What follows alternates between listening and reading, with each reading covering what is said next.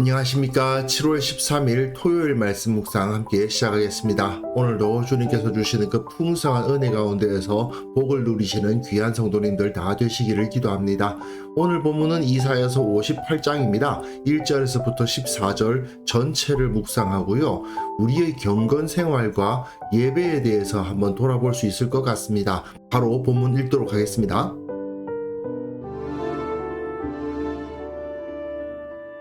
크게 외치라. 목소리를 아끼지 말라.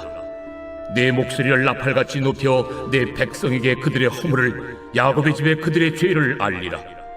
그들이 날마다 나를 찾아 나의 길 알기를 즐거워함이 마치 공의를 행하여 그의 하나님의 규례를 저버리지 아니하는 나라 같아서 의로운 판단을 내게 구하며 하나님과 가까이 하기를 즐거워하는도다.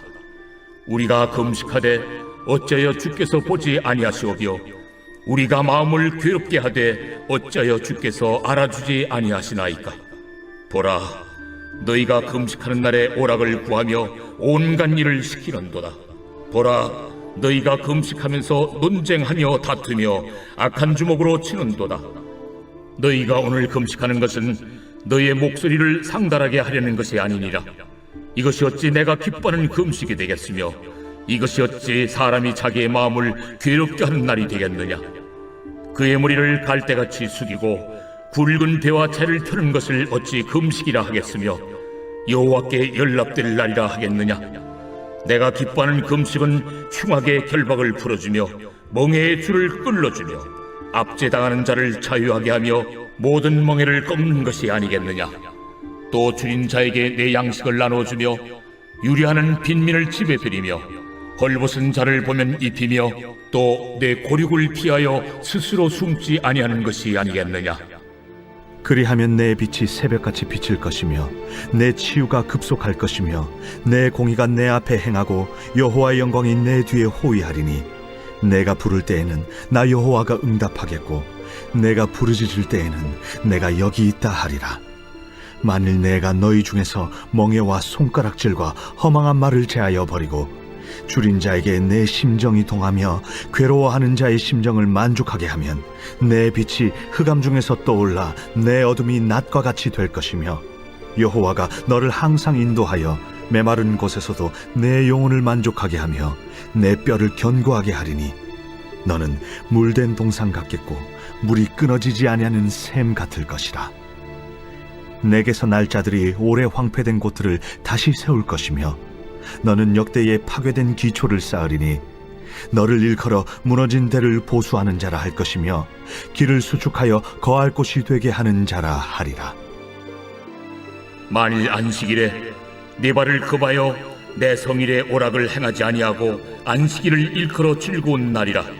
여호와의 성일을 존귀한 날이라 하여 이를 존귀하게 여기고 내 길로 행하지 아니하며 네 오락을 구하지 아니하며 사사로운 말을 하지 아니하면 네가 여호와 안에서 즐거움을 얻을 것이라. 내가 너를 땅의 높은 곳에 올리고 네 조상 야곱의 기업으로 기르리라. 여호와의 입의 말씀이니라.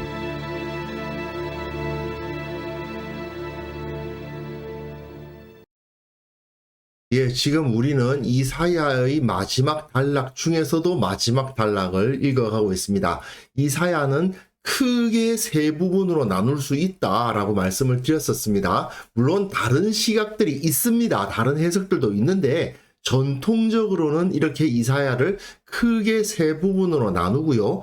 우리는 지금 마지막 부분인 40장에서부터 66장을 읽어가고 있는데 이 부분이 다시 셋으로 나뉘어지죠.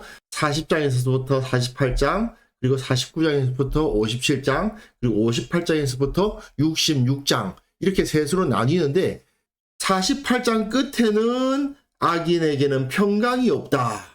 57장 끝에도 악인에게는 평강이 없다.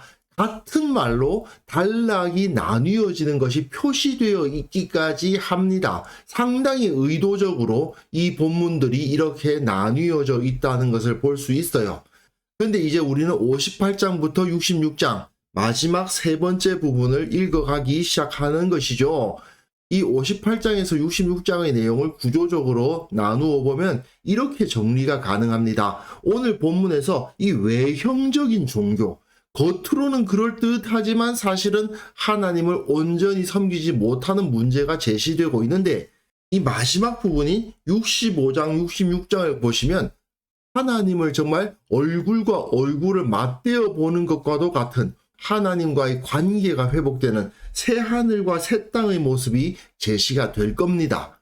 그리고 다음 주 들어가 보시면 이스라엘에 공의가 없다. 온전히 하나님의 뜻대로 이 나라가 통치되어지지 않는다라는 것을 고발하는 부분이 나타날 것인데, 결국 마지막에는 하나님께서 그것을 심판하시고 그 이후에 회복시키실 것이라는 메시지가 주어지고요. 그리고 그 가운데 부분에 이 예루살렘 시온이 회복될 것이다 라는 내용이 나타나죠. 그리고 특별히 이 58장에서부터 66장의 중앙부는 61장이라고 할 수 있습니다. 61장의 내용을 나중에 읽어가 보시면 이거는 예수님에 대한 예언이구나 라고 느껴지실 겁니다. 메시아가 나타나서 예루살렘, 시온이 회복되고 무너진 공의가 있지만 하나님의 심판과 회복의 역사가 일어날 것이며, 겉으로만 하나님 섬기는 것 같은 우리의 이 모습이 진정 새하늘과 새 땅에서 하나님을 만나서 섬기는 그러한 모습으로 변화될 것이다. 이런 메시지가 58장에서부터 66장까지 나타나 있는 것이죠. 그런데 이 40장에서부터 66장이 세 부분으로 나뉘는데 각 부분이 다 메시아에 대해서 예언하고 있다는 것을 우리가 기억할 필요가 있어요. 40장에서 48장 첫 번째 단락에서는 고레스가 등장했단 말입니다. 고레스가 완벽한 메시아라고 할 수는 없지만 일단 메시아 노릇을 하면서 이스라엘을 회복시키고 그 땅으로 돌아가게 해줄 거예요. 하지만 고레스는 이방인 왕이니까 하나님의 손에 쓰임받기는 하지만 완벽한 메시아라고 보기에는 조금 어렵죠. 그런데 두 번째 부분 49장에서부터 57장에서는 52장 13절에서부터 53장 전체의 내용을 읽어보시면 묵상해 보신 분들은 기억나시겠습니다만은 정말 이 부분은 예수님에 대한 예언이구나 싶지 않습니까? 사실은 앞에서 이 고레스에 대한 예언 역시도 예수님에 대한 예언이 그 가운데 들어가 있다고 볼 수밖에 없어요. 두 번째 단락의 중앙 부분에서도 예수님께서 헌신하시고 희생당하심으로써 자기 백성을 세우시는 모습을 볼 수 있고요. 세 번째 단락의 중앙에도 목자로서, 참된 목자로서 메시아가 와서 우리를 회복시켜 줄 것이다 라는 것을 바라보고 있습니다. 그래서 이 40장에서부터 66장까지의 이사야서 전체의 세 번째 단락이 메시아의 임재를 바라보고 있는 부분인 것이죠. 오늘 본문이 좀 깁니다만은 내용은 그렇게 어렵지 않습니다. 크게 외치라, 목소리를 아끼지 말라, 내 목소리를 나팔같이 높여 내 백성에게 그들의 허물을, 야곱의 집에 그들의 죄를 알리라. 선지자가 큰 소리를 내면서 너희들이 지금 하나님 앞에 허물이 있다, 범죄가 있다라고 선포하는 겁니다. 그런데 그들이 허물과 죄가 뭐냐 하면요, 날마다 하나님을 찾고 하나님의 길 알기를 즐거워하고요, 의로운 판단을 구하고 하나님과 가까이 하기를 즐거워하는 거예요. 이상한데요? 이것은 의로운 거잖아요. 그런 생각이 드시죠? 그런데 이 말이 중요합니다. 마치 공의를 행하여 그의 하나님의 규례를 저버리지 아니하는 나라 같아서. 마치 뭐뭐 같다. 무슨 이야기입니까?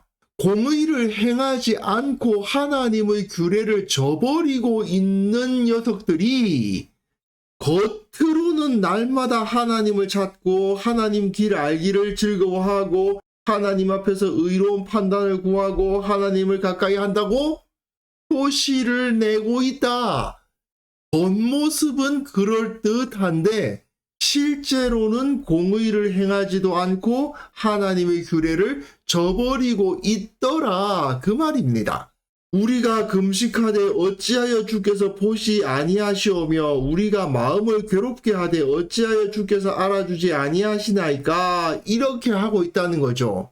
그런데 나름 금식하고 고행하고 하면서 하나님께 기도하는데 하나님이 우리를 알아봐 주시지 않는다라고 불평을 하고 있더라는 겁니다. 그런데 정작 그들의 모습은 보라 너희가 금식하는 날에 오락을 구하고 온갖 일을 시킨다. 자기가 금식은 하고 있지만 여기서 오락은 그냥 소소한 즐거움을 구하는 게 아니고 향락이라고 번역하는 것이 더 나을 만한 그런 모습을 말하는 거죠. 그리고 온갖 일을 시킨다? 자기 밑에 있는 종들에게는 갖은 일을 다 시키고 나 오늘 금식일이야. 나는 오늘 그냥 아무것도 안 하고 가만히 있어야 돼. 이러면서 주위 사람들에게는 각종 일을 시키는 위선적인 모습이 나타나는 겁니다. 보라 너희가 금식하면서도 논쟁하고 다투고 악한 주먹으로 친다. 싸우고 폭행까지 마다하지 않고 있지 않느냐. 너희가 오늘 금식하는 것은 너희의 목소리를 상달하게 하려는 것이 아니니라. 너희가 열심히 금식해서 너희의 기도를 하나님께 닿게 하기 위함이 아닌 겁니다. 그냥 자기가 종교적인 열심을 내서 종교적으로 경건한 사람으로 인정받고 종교적인 지위를 높이는 데 사용하는 것이 금식일 뿐인 거예요. 이것이 어찌 내가 기뻐하는 금식이 되겠으며 이것이 어찌 사람이 자기의 마음을 괴롭게 하는 날이 되겠느냐. 이게 무슨 금식이고 이게 무슨 고행이냐 이 말씀이죠. 그의 머리를 갈대같이 숙이고 굵은 배와 재를 펴는 것을 어찌 금식이라 하겠으며 여호와께 연락될 날이라 하겠느냐. 그 마음은 아무런 감흥이 없는데 그냥 머리를 푹 숙이고 있고 그냥 바닥에다가 굵은 배를 펴고 아궁이에서 재를 퍼다가 재를 뿌리고 이것만 하고 있으면 금식이냐 이 말씀인 거죠. 하나님 앞에서 온전히 자신의 죄를 자복함도 없고 안타까워함도 없고 용서를 구하는 마음도 없이 그냥 머리를 숙이고는 있고 배를 깔고 재를 뿌리는 것만 하고 있을 뿐인데 그게 무슨 금식이고 그게 무슨 기도고 그게 무슨 예배냐 이 말씀입니다. 내가 기뻐하는 금식은 흉악의 결박을 풀어주며 멍에의 줄을 끌어주며 압제당하는 자를 자유하게 하며 모든 멍에를 꺾는 것이 아니겠느냐. 또 줄인 자에게 내 양식을 나누어 주며 유리한 빈민을 집에 들이며 헐벗은 자를 보면 입히며 또 내 골육을 피하여 스스로 숨지 아니하는 것이 아니겠느냐. 하나님께서는 선한 행동을 실천하고 가난하고 약하고 억울하고 붙잡히고 갇힌 자들을 돌보는 일을 하는 것을 기뻐하시는 금식으로 여기시지 그냥 밥 안 먹는 거, 그냥 고개 숙이고 있는 거, 그냥 굵은 배를 입고 있는 거, 그냥 재를 이곳저곳에 뿌려 놓는 것을 기뻐하시지 않는다는 말씀인 거죠. 그리고 마지막에 골육을 피하여 스스로 숨는다는 것은 뭐냐면 예를 들어서 가까운 사람이 재정적으로 파산해서 종이 되어야 되는 상황이 벌어졌다. 그랬을 때에는 가장 가까운 친족들이 돈을 모아서 그 빚을 갚아주고 그 친족이 다시 재기할 수 있도록 도와야 하는 의무가 있습니다. 그런데 가까운 사람이 어려움을 당하면 스스로 숨는다, 피한다는 거죠. 이런 것을 하지 않고 가까운 친족들을 돕는 것, 그것이야말로 진정 하나님께서 기뻐하시는 금식 아니겠느냐 그 말씀인 거죠. 그렇게 했을 때에 하나님께서는 어떤 복을 주시느냐가 기록되어 있는데 8절에서부터 12절까지 상당히 분량이 많죠. 하나님께서 진정으로 하나님을 예배하고 참된 마음으로 하나님 앞에 경건하게 서는 사람들을 얼마나 기뻐하시고 그들에게 얼마나 많은 복을 주시기를 원하시는가가 여기에 드러나는 거죠. 너희의 빛은 새벽같이 비칠 것이고 너희 치유는 급속할 것이고 너희 공의는 너 앞에 행하고 여호와의 영광은 너희 뒤에 호위한다. 네 앞에는 공의가 있고 뒤에는 여호와의 영광이 있고 너희 빛은 새벽 같고 네가 어디 아픈 데가 있으면 빨리빨리 나을 것이고 네가 부를 때에는 나 여호와가 응답하겠고 네가 기도하면 바로 내가 응답하고 네가 부르짖을 때에는 내가 여기 있다 하리라. 만일 네가 너희 중에서 멍에와 손가락질과 허망한 말을 제하여 버리고 줄인 자에게 내 심정이 동하며 괴로워하는 자의 심정을 만족하게 하면 너희 빛이 흑암 중에서 떠올라 네 어둠이 낮과 같이 될 것이다. 찬란한 길이 열려 있다라고 약속하시는 거잖아요. 여호와가 너를 항상 인도하여 메마른 곳에서도 내 영혼을 만족하게 하고 너희 뼈를 견고하게 할 것이다. 너는 물된 동산 같겠고 물이 끊어지지 아니하는 샘 같을 것이라. 이 지역에서는 물이라는 것이 굉장히 중요한 지역 아닙니까? 물된 동산, 물이 끊어지지 않는 샘, 그건 풍요의 상징이죠. 그야말로 하나님으로부터 복을 받아서 너무나도 많은 것을 누릴 수 있는 진정한 풍요를 누릴 수 있을 것이라는 약속입니다. 너에게서 날짜들이 오래 황폐된 곳을 다시 세울 것이고 너는 역대의 파괴된 기초를 쌓을 것이다. 무너진 성읍이 너를 통해서 다시 세워지고 너를 일컬어 무너진 데를 보수하는 자라 할 것이라. 길을 수축하며 거할 곳이 되게 하는 자라 하리라. 네가 가는 곳곳마다 무너진 것이 다 다시 세워지는 그러한 복이 너희에게 주어질 것이다. 이렇게 약속을 하시는 거죠. 어떤 자에게요? 진정한 마음으로 하나님을 예배하고 연약한 자, 가난한 자, 어려움에 처한 자들을 돌아보는 그러한 실천을 하는 사람들에게는 복에 복이 더해지게 되어 있다. 이 말씀입니다. 게다가 안식일이라는 말로 앞에서 한 말을 다 요약하고 있어요. 이 안식일 계명은 그 자체로 하나님 사랑과 이웃 사랑을 동시에 만족시키는 계명입니다. 안식일에 하나님을 기억하고 예배하지 않습니까? 그러니까 하나님 앞에 경건한 삶을 사는 시간을 안식일에 갖게 되죠. 또한 안식일은 자기 종들을 다 쉬게 하는 날입니다. 그 누구도 일하면 안 돼요. 휴일이라고는 존재하지 않았던 시대에 그 종들이 안식일만 기다렸을 것입니다. 잠깐이라도 숨을 돌릴 수 있고 조금 늦잠도 자도 되고 조금 즐거워해도 되는 날이 바로 안식일 아니었겠습니까? 그러니까 하나님을 예배하는 날이며 약하고 가난하고 종된 자들이 휴식을 얻는 날이 바로 안식일이죠. 그날에 너희 발을 금하고 너희 성의를 오락을 행하지 아니하고, 이 오락이라는 것이 향락이라고 번역해도 좋을 만한 그런 표현이라고 말씀드렸습니다. 안식일을 일컬어 즐거운 날이라 여호와의 성의를 존귀한 날이라 하여 이를 존귀하게 여기고 내 길로 행하지 아니하며 너의 죄악된 길로 행하지 않고 너희 오락을 구하지 아니하며 사사로운 말을 하지 아니하면, 공식적인 말만 하라는 의미가 아니라 너희 이익을 구하기 위한 말을 하지 않는다는 말이죠. 그 자체가 일하는 거니까요. 네가 여호와 안에서 즐거움을 얻을 것이라. 내가 너를 땅의 높은 곳에 올리고 내 조상 야곱의 기업으로 기르리라. 여호와의 입에 말씀이니라. 이렇게 도장을 꽝 찍어주시면서 네가 온전히 하나님으로부터 복을 받게 될 것이다 라는 약속을 받는 거죠. 이렇게 하나님의 뜻을 따라서 주님께서 원하시는 진정한 경건을 실천하면 복이 약속되어 있습니다. 이건 이사야 시대만 주어진 것이 아니잖아요. 하나님께서는 원래 이런 분이시죠. 하나님을 온전히 섬기고 바른 마음으로 예배하고 주님 앞에 경건하게 서는 자들은 하나님께서 주시는 풍요를 누리게 되어 있습니다.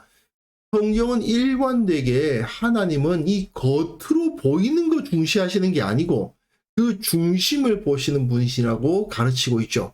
우리가 겉으로만 열심히 경건한 척하고 있어서는 이 복을 누릴 수가 없습니다. 우리 마음을 다해서 주님을 섬기는 것, 그것이 바로 하나님으로부터 복을 받는 길이죠. 하나님으로부터 복을 얻고 평안의 기쁨을 누리기를 원한다면 주님께서 원하시는 바가 무엇인지 바르게 알고, 그리고 종교적인 의식이 아니라 진정 하나님께서 기뻐하시는 모습, 기뻐하시는 삶, 기뻐하시는 마음을 가질 때에 이 복을 누릴 수 있게 될 것입니다. 그렇기 때문에 우리의 예배나 기도 시간, 경건 시간이 무의미한 종교의식이 되지 않도록 상당히 좀 주의해야 됩니다. 하나님께서 왜 우리를 모여서 예배하라고 하셨을까? 왜 말씀을 묵상하라고 하셨을까? 왜 기도 시간을 갖게 하셨을까? 하나님께서 진정 기뻐하시는 이유가 있기 때문이죠. 그 이유를 온전히 깨달아서 그 본질적인 의미를 살릴 줄 알아야 되겠습니다. 그랬을 때 하나님께서 기뻐하시는 참된 신앙 생활을 할 수 있지 않겠습니까? 그래서 이 시간 함께 기도하실 때에는요, 진실한 예배를 드리게 하시고 진실한 경건 생활 갖도록 도와주시고, 우리 교회의 모든 성도들이 다 그 진실한 신앙 생활을 통해서 복의 복을 누리게 하옵소서. 함께 기도하는 시간 가졌으면 합니다.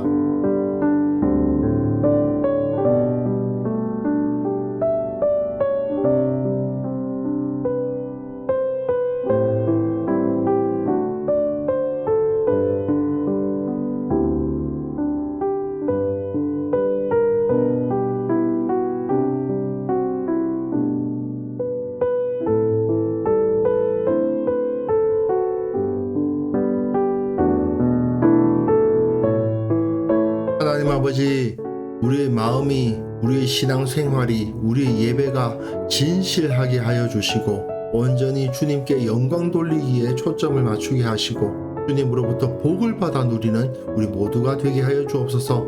우리 교회 모든 성도들 진실된 신앙생활을 추구하게 하시고 주님 안에서 영적으로 성장하게 하시고 주님께서 허락하시는 복과 풍요와 기쁨과 안식을 받아 누려서 주님께 영광 돌리는 자들 다 될 수 있도록 도와주옵소서. 주님, 특별히 원하옵기는 내일 거룩한 예배로 주님 앞에 나아가기를 원합니다. 예배에 참여하는 모든 성도들이 그저 습관을 따라서 예배당에 나오지 않도록 도와주시고 주님을 사랑하고 주님을 높이고자 하는 마음으로 충만하게 하시고 기쁨으로 그 가운데 나와 주님의 말씀 앞에 서고 또한 주님의 임재 앞에 서서 주님을 느끼고 주님을 높이는 그런 역사가 일어나게 하여 주옵소서. 아버지, 오늘 하루 우리가 살아가는 그 모든 삶 가운데서 함께 하실 것을 믿습니다. 우리의 만남과 우리의 대화와 우리가 행하는 일들 가운데 주님께서 우리와 함께 하시고 능력을 베풀어 주옵소서. 감사드렸고 예수님의 이름으로 기도합니다. 아멘.